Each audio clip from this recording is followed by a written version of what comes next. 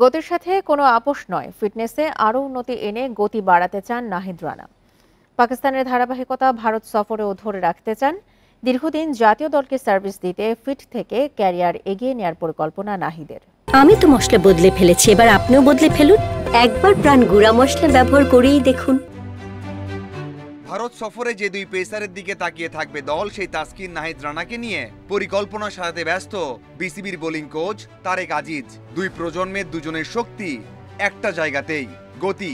দুজনেই 6 ফুট 2 ইঞ্চির বেশি লম্বা, ঘন্টায় 152 কিলোমিটারে বল করে বিস্ময়ের জন্ম দেয়া রানা গতি আরও বাড়াতে চান। অবশ্যই বলে ধরেন লাইন আরও কীভাবে একটা জায়গায় বল করা যায় কিংবা সুইং বাড়ানো যায় এগুলো নিয়ে কাজ করতেছে। নিজের ফিটনেস ঠিক রেখে সব কিছু করতে চাই, ফিট রেখে। এখন দেখা যাক কী হয়। একটা সময় টিভি পর্দাতে সাকিব তাসকিনের খেলা দেখেছেন, স্টেডিয়ামের বাইরে অপেক্ষা করেছেন তারকাদের একবার দেখতে।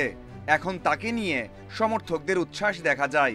এমন ভালোবাসার প্রতিদান দিতে চান রানা।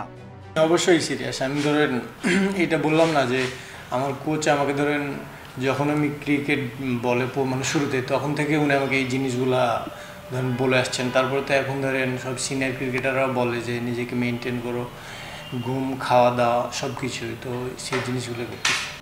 মুমিনুলের সাথে নেটে হয়তো হুমকি দিয়ে এই বল করেছেন, পরের বলই করেছেন আনপ্লেয়েবল বাউন্স। ভারত সফরে এমন আগ্রাসী রানাকে দেখা যাবে তো?